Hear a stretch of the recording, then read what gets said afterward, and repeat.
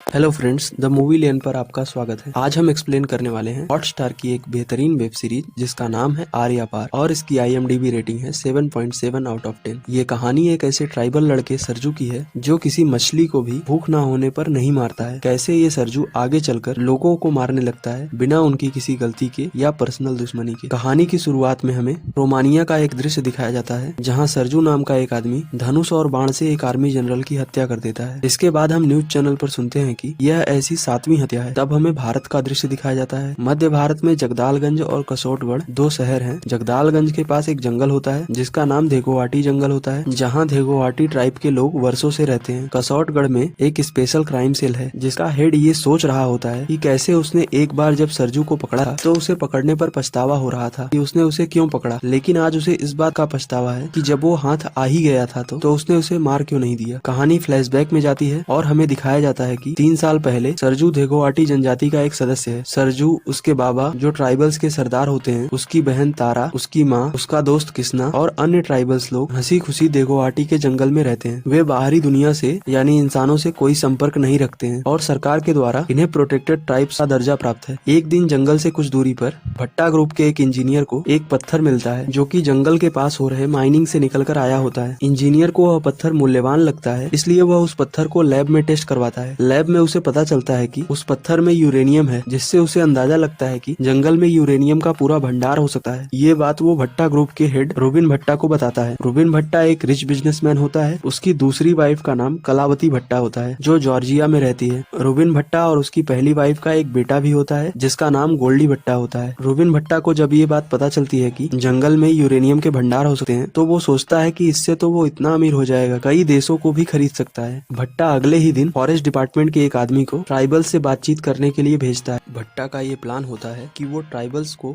बहला फुसलाकर कहीं और किसी जंगल में शिफ्ट करेगा, जिसके बाद वो वहाँ पे आसानी से माइनिंग करेगा। लेकिन ट्राइबल्स फॉरेस्ट डिपार्टमेंट के आदमी को वापस भेज देते हैं और भट्टा से बात करने के लिए मना कर देते हैं। इसके बाद हमें भट्टा का घर दिखाया जाता है जहाँ भट्टा के पेशाब में से खून निकल रहा होता है। दरअसल भट्टा को एक बीमारी होती है जिसमें कभी उसकी नाक से तो कभी पेशाब के साथ खून निकलता है। फॉरेस्ट डिपार्टमेंट का आदमी जब भट्टा को ये बात बताता है कि ट्राइबल्स ने उससे बात करने के लिए मना कर दिया है तो भट्टा सोचता है कि ट्राइबल्स को हमारी किसी चीज की जरूरत ही नहीं है, वो तो प्रकृति के साथ ही खुश हैं। लेकिन अगर किसी तरीके से उनको बाहर की दुनिया की जरूरत पड़े तो शायद वो इसके बदले में भट्टा की बात मान ले। इसलिए भट्टा ट्राइबल्स जिस नदी से पानी पीते हैं उस नदी में अपनी फैक्ट्रीज का वेस्ट डलवा देता है, जिसे पीकर तारा और ट्राइब के अन्य लोग बीमार पड़ने लगते हैं। तारा अभी बच्ची होती है इसलिए उसकी तबीयत सबसे ज्यादा खराब हो जाती है। ट्राइबल्स अपने एक ओझा को बुलाते हैं जो कहता है कि नदिया माँ ने श्राप दिया है और इससे मुक्ति के लिए तारा की बलि देनी होगी। लेकिन सरजू कहता है कि अगर माँ को श्राप ही देना होता तो वो खुद बढ़कर हम सबको डुबा देती और भला वो अपने बच्चों को श्राप क्यों देंगी। सरजू अपनी बहन को लेकर रक्षक भगवान के सामने आता है। ट्राइबल्स का ऐसा मानना होता है कि सालों पहले रक्षक भगवान ने उनके पूर्वजों को नदिया पार रहने वाले दानवों से बचाया था। इसके बाद हम भट्टा को देखते हैं जो अपने खास आदमी को अंडमान के जंगलों से डॉक्टर संघमित्रा दास को बुलाने के लिए भेजता है। भट्टा का आदमी डॉक्टर संघमित्रा को जंगल में जाने के लिए तथा ट्राइबल्स को उनके जंगल में मेडिकल कैंप लगाने के लिए कन्विंस करने के लिए भेजता है। इसके बाद हमें कसौटगढ़ का दृश्य दिखाया जाता है जहां स्पेशल क्राइम सेल का हेड, जिसे हमने स्टार्टिंग में भी देखा था, एक शार्प शूटर को पकड़ता है। जहां हमें पता चलता है कि पुलप्पा नाम का एक आदमी गांव से लड़कों को लाता है और उन्हें ट्रेनिंग देकर उनसे मर्डर्स करवाता है और जब वो पकड़े जाते हैं तो ये बचकर भाग जाता है। इधर हम सरजू को देखते हैं जो रक्षक भगवान से अपनी बहन को ठीक करने के लिए प्रार्थना कर रहा होता है। तभी डॉक्टर संघमित्रा वहाँ नदी के रास्ते से आती है। डॉक्टर संघमित्रा सरजू से कहती है कि वो तारा को ठीक कर सकती है, लेकिन सरजू उन पर भरोसा नहीं कर रहा होता है, लेकिन उसके पास कोई और ऑप्शन भी नहीं होता है। तभी हम देखते हैं कि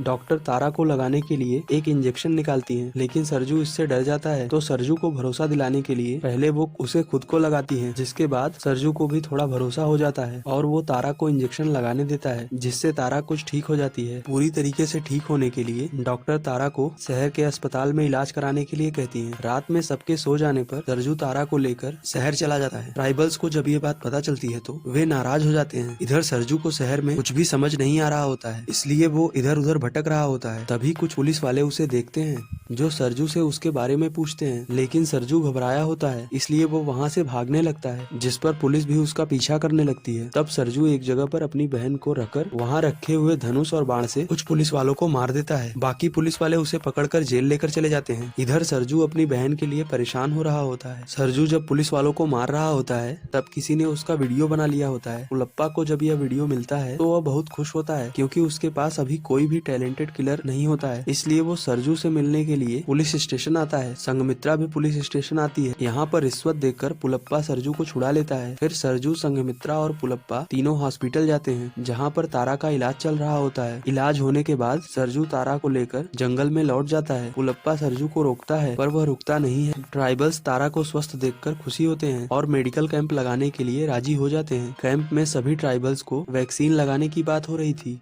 ट्राइबल्स को कैंप में आने से पहले अपने हथियार बाहर ही रखने के लिए कहा जाता है और ट्राइबल्स वैसा ही करते हैं। मौका देखकर भट्टा के आदमी जंगल में घुस जाते हैं और अपनी पोजीशंस ले लेते हैं। भट्टा ट्राइबल से मिलने आता है और इन्हें कहीं और शिफ्ट होने के लिए कहता है, लेकिन कबीले के सरदार इसके लिए मना कर देते हैं क्योंकि वह हमेशा से यहीं रहते आए हैं। इसके साथ ही वो रोबिन भट्टा को एक जंगली पत्ती देते हैं और कहते हैं कि मैंने तुम्हारे शरीर पर एक काला साया देखा है, इसे सुबह शाम खाने से तुम्हारे खून निकलने की समस्या समाप्त हो जाएगी। भट्टा वापस लौट जाता है, लेकिन उसके जाने के बाद उसके आदमी ट्राइबल लोगों और कैंप पर हमला कर देते हैं। बिना हथियार के ट्राइबल्स असहाय हो जाते हैं। भट्टा के आदमी कैंप वालों को मारकर उसके बाद ट्राइबल लोगों के हथियार से उन्हें मारने का निशान बनाते हैं, जिससे पुलिस को ये लगे कि ट्राइबल लोगों ने ही कैंप वालों को मारा है। वो ट्राइबल्स के सरदार को भी मार देते हैं। बाबा के मरने से सरजू उन्हें बचा नहीं पाता है। इसके बाद ट्राइबल लोग अपना नया सरदार सरजू को बनाना चाहते हैं, लेकिन सरजू किस्ना को सरदार बनने के लिए कहता है और खुद बाबा की मौत का बदला लेने के लिए चला जाता है। भट्टा के लोग उसके ट्राइब के कुछ लोगों को जंगल में ही बंदी बनाकर ले गए होते हैं। सबसे पहले सरजू उन्हें बचाता है और वहाँ पर सबको मार देता है, लेकिन जो उनका चीफ होता है वो वहाँ पर नहीं होता है। उसे मारने के लिए सरजू शहर जाता है और पुलप्पा से मिलता है। सरजू के साथ संघमित्रा भी होती है। पुलप्पा सरजू से कहता है कि इस सब के पीछे कई लोग हैं, वह उसे सबके बारे में बताएगा, लेकिन उसे सबको मारना होगा। पुलप्पा चाहता है कि इसी बहाने वह इससे अपने लिए कॉन्ट्रैक्ट किलिंग करवाएगा। इसके बाद हम सरजू को देखते हैं जो कि स्पेशल क्राइम हेड के सामने ही भट्टा के मेन आदमी को, जिसने उसके जंगल पर हमला किया होता है, उसे रोड के नीचे टनल में ले जाकर मार देता है। पुलप्पा सरजू को ऐसे ही एक और कॉन्ट्रैक्ट किलिंग करवाता है, जिसके दौरान डॉक्टर संघमित्रा को मारने के लिए भट्टा अपने खास आदमियों को भेजता है, लेकिन संघमित्रा बच जाती है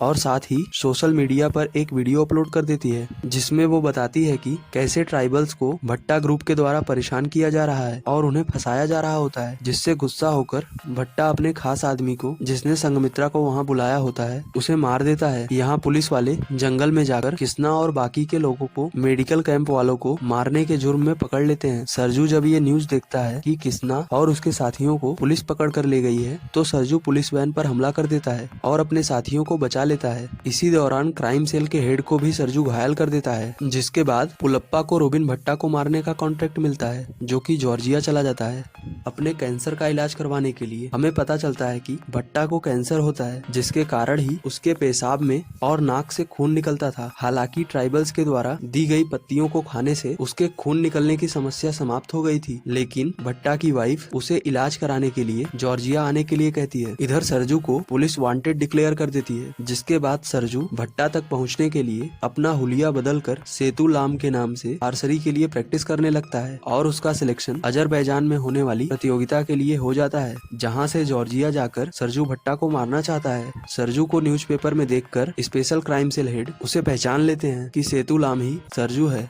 और वे भी जॉर्जिया चले जाते हैं। सरजू को विदेश जाने पर एक मॉडर्न धनुष दिया जाता है। वो कहता है कि उसे यह चलाना नहीं आता, लेकिन पुलप्पा उसे कहता है कि यहाँ पर उसे यही धनुष मिलेगा और उसे यही चलाना सीखना होगा। जिसके बाद पुलप्पा का एक आदमी सरजू को कुछ ट्रेनिंग देता है। सरजू को बताया जाता है कि अपने इलाज के लिए भट्टा टेरेस पर वॉक करने के लिए आएगा और तभी उसे भट्टा को मारना हो। सरजू इस नए धनुष के साथ कंफर्टेबल नहीं होता है, इसलिए जब भट्टा छत पर आता है तो उसका निशाना चूक जाता है। इसके बाद भट्टा और उसके आदमी सतर्क हो जाते हैं और भट्टा जॉर्जिया में अपने घर जाने के लिए स्टेशन पर जाता है। उसके साथ उसकी पूरी सिक्योरिटी होती है और वे लोग स्टेशन पर आने वाले सभी लोगों को चेक कर रहे होते हैं जो भी उस ट्रेन से जाने वाले होते हैं। लेकिन सरजू भट्टा से पहले ही जाने वाली दूसरी ट्रेन पर बैठकर चला गया होता है और पुलप्पा भट्टा के ही ट्रेन में बैठता है और सरजू को गाइड करता है। सरजू अपने ट्रेन के लगेज कंपार्टमेंट में जाता है, जहाँ पहले से ही एक डब्बे में धनुष और बाण रखे होते हैं। सरजू यहाँ पर खिड़की का कांच तोड़ देता है और पुलप्पा उसे इशारे से बता देता है कि दूसरी ट्रेन के चौथे डब्बे में भट्टा बैठा है। भट्टा का जो सिक्योरिटी चीफ होता है, उसे जब ये बात पता चलती है कि उसकी ट्रेन अभी एक और ट्रेन को ओवरटेक करने वाली है, तो वो भट्टा को खिड़की पर से हटने के लिए कहता है। लेकिन इससे पहले कि भट्टा खिड़की पर से हटता, सरजू भट्टा को हेडशॉट देकर कर मार देता है। कसौटगढ़ का